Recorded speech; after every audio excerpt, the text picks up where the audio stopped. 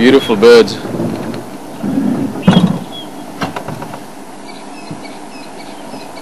Even though you're not seeing much color on it just because of early morning light still. These are both mature birds. So the whole chest and face area would be pitch black, except around the beak area, the base of the beak, it's a sort of orange-red color. And then the wings have got different variations of dark grey and sort of a brown beige on it.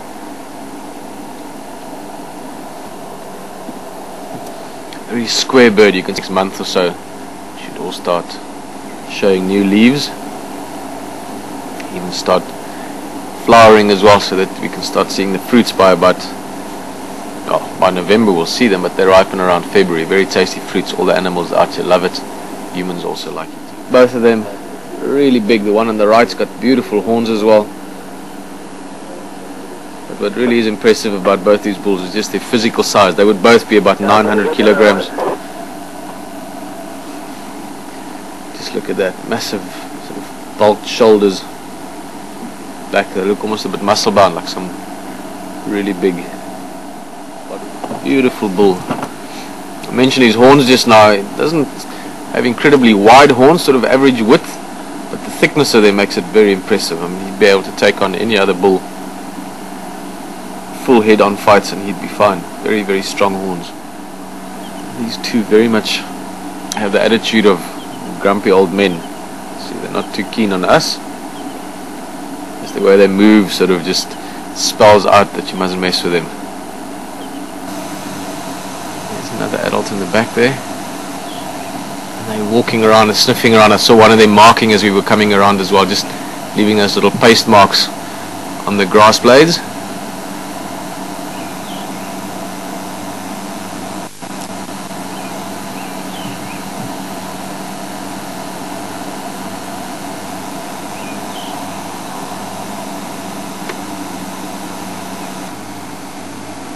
Fantastic. Two white rhino. To be honest with you, both of them looking youngish. They look like about 3-4-year-olds.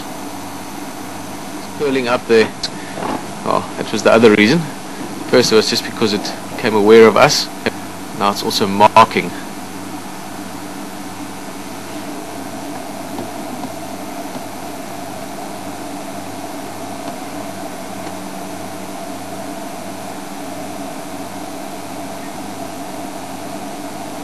It looks like a bull and a cow, although the guy that's walking away there now, not a very big bull yet, so he won't really be a dominant character. It doesn't look like he defecated on a midden there, he just sort of defecated anywhere.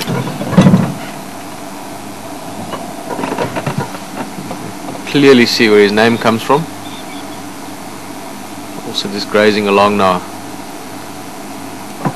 Good gap coming up ahead here.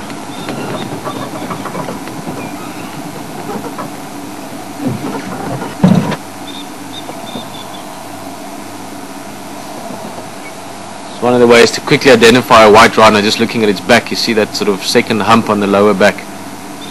This other one coming through as well. Yeah, they're coming out now, look at that. As always, one of the things that strikes you looking at white rhinos, they're so prehistoric looking. Big tanks, armored against the bush and armored against predators as well. They didn't really have to worry about too many predators over the last many thousands of years. Even lions give them a wide berth.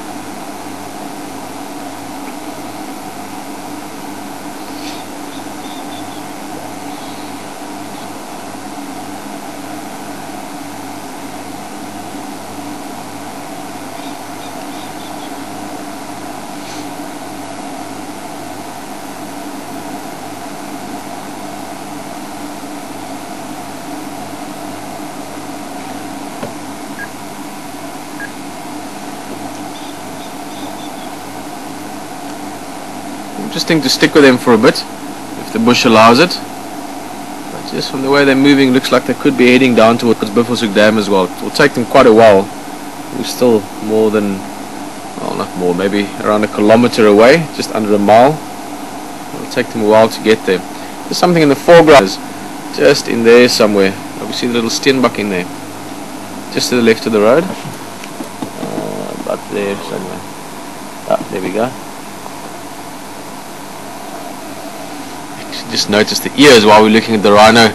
Rhino is obviously one of the larger mammals out here, one of the larger mammals on earth really. And this is one of the smallest antelopes, only a few kilograms. Little female steenbok. Clearly see the two horns there. Both your African rhino species, the square-lipped rhino, the white and the black rhino, both have got two horns, and it can vary quite a bit. The black rhinos, certain parts of Africa, especially towards East Africa, that second horn can be incredibly long as well, so sometimes the same length, sometimes even longer than the front horn. With white rhinos it tends to be the second horn is much more stubby. But your Asian rhino species, they have only the one horn, so that's one of the easy ways to distinguish doing. Can't see too much at this distance, we're about 40 meters away. I think we're just gonna give them a few minutes to come past us.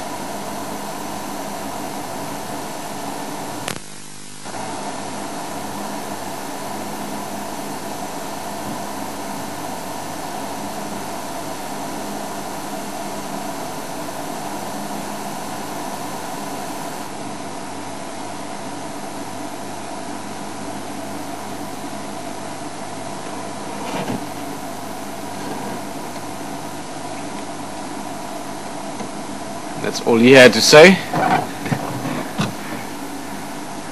Blowing bubbles.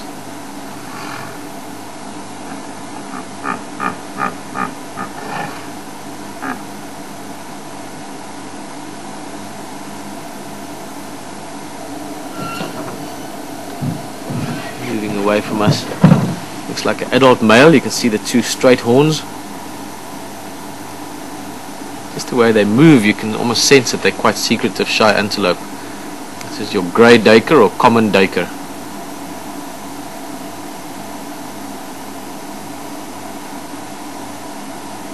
There's the one on our left here, his companion.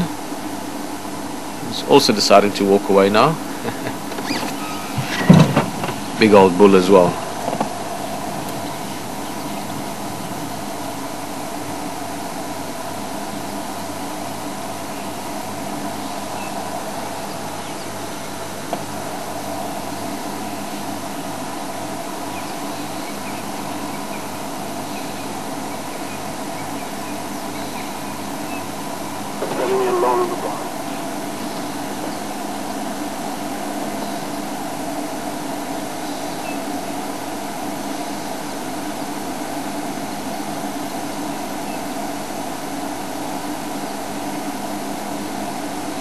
Difficult to say exactly how old these bulls are. I mean, buffalo can live up to sort of 20 odd years, 23, 25 years old even.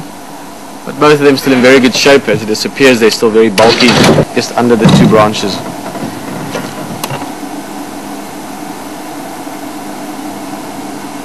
But typically these guys are by themselves.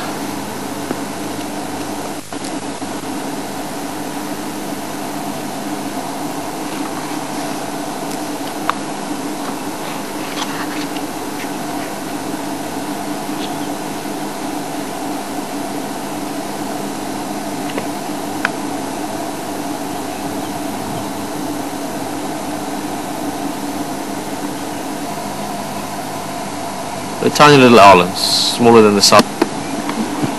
Another thing that's very cool about these little owls is they've got like a fake pair of eyes on the back of their heads. Easiest way to think of it is like moths often. You see on moths' wings they have the sort of fake eyes. It's very much like that. The logic behind this is just that pearl-spotted owls are more active in daytime than most other owls, which to an extent leaves them open to predation from certain. So having eyes on the back of your head, as you can imagine, even if they are just fake ones, can help them be a little bit safer. Maybe a hawk sees it and thinks, no, I've already been seen, I'm not going to try and catch that one. Oh, little pearl-spotted owl, a nice surprise. Stopped to look at a squirrel and saw this. Back to the vehicle, a look at those impala down at Gari Waterhole, and we've come to the end of our power for the morning. So thank you very much for joining us on the drive. Those rhinos were fantastic. And we're still holding out for cats. Hopefully they come along this afternoon.